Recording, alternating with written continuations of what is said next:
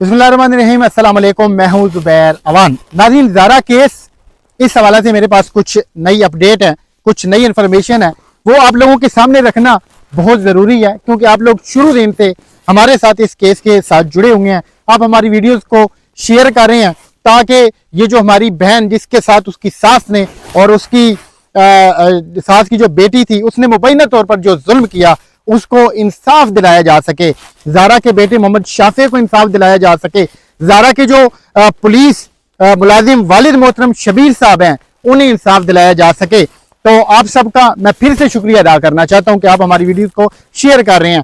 तो नई इंफॉर्मेशन ये है कि कदीर बिल आखिर गुजरावाला से कोटली मरला में जो उसका अपना घर था, वहां चला गया है। उस घर में जहां ज़ारा को मुबैना तौर पर उसकी सास ने अपनी बेटी के साथ और नवीद नामी एक शख्स के साथ मिलकर मुबैना तौर पर ना सिर्फ कत्ल किया था, उसके टुकड़े किए थे, उसकी लाश को, सर को छत के ऊपर ले जाकर जलाया था और फिर नाले में 3 बोरियों में ले जाकर फेंक दिया था। अब कदीर उस घर में चला गया है।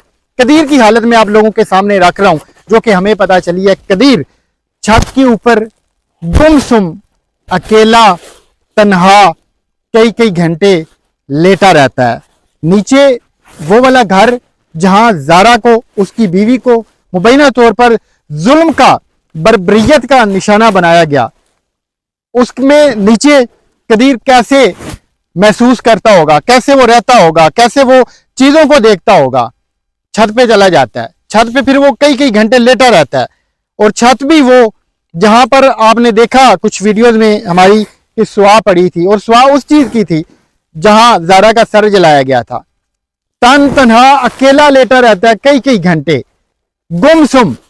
कदीर जब से कोटली मरला में गया है, वो बाहर बहुत कम निकलता है, किसी को मिलता नहीं है। जब शाम होती है तो फिर वो अपनी बहन सबा के घर में चला जाता है।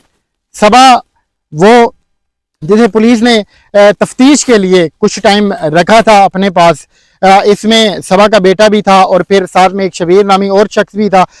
उनमें चूंकि वो लोग बेकसूर थे, बता दी थी कई व्लॉग्स के अंदर, तो उन्हें छोड़ दिया गया था।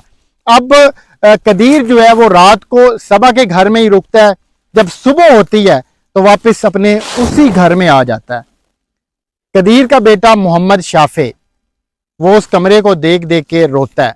उसके अंदर अभी तक डर है, क्योंकि उस बच्चे ने वहां पर न जाने क्या कुछ देखा, और देखा भी वो कि शायद हम माशाल्लाह बड़े हो चुके हैं, और वो अल्फाज कहते हुए, वो चीज बताते हुए हमारी जबान कांपने लग जाती है। तो वो तो मासूम सा बच्चा है, आप देखेंगे उसके ऊपर क्या गुजर रही है। अभी कुछ लोग ये भी बात कर रहे थे कि कदीर जो है वो वापस सऊदीया चला गया। तो कदीर सऊदीया बिल्कुल भी नहीं गया, कोटली मरला वाले अपने घर में वो है, और शबीर भाई जो कि ज़ारा के वालिद मोहतरम है, उनकी इजाजत के साथ वो वहां पर गया। और कदीर ने यह बात की थी कि जिस जिस चीज की उसे शबीर साहब इजाजत देंगे वो काम करेगा, अदरवाइज वो अपनी मर्जी से कुछ भी नहीं करेगा।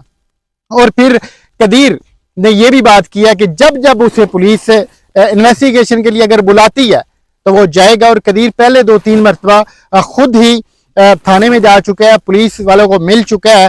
तो ये थी अब तक की अपडेट। जैसे ही इस केस में कोई नई डेवलपमेंट होती है या नई चीजें हमें पता चलती हैं, तो हम वो भी आप लोगों के सामने रखेंगे। आपने अपनी दुआओं में ज़ारा को, ज़ारा के बच्चे को और ज़ारा के घर वालों को जरूर याद रखना है। हम इंशाल्लाह अपना फर्ज पूरा करते रहेंगे। हम उस बहन के लिए आवाज उठाते रहेंगे उस वक्त तक जब तक उस बहन को, उसके बच्चे को और उसके वालिद साहब को इंसाफ नहीं मिल जाता। आपने अपना फर्ज पूरा करना है, अपनी राय का इजहार एक तो बार जरूर करना है। दूसरा, अपने वीडियोस को ज्यादा शेयर करना है, ताकि वो लोग जिन्होंने इंसाफ देना है वो हमारी इस बहन को इंसाफ दें।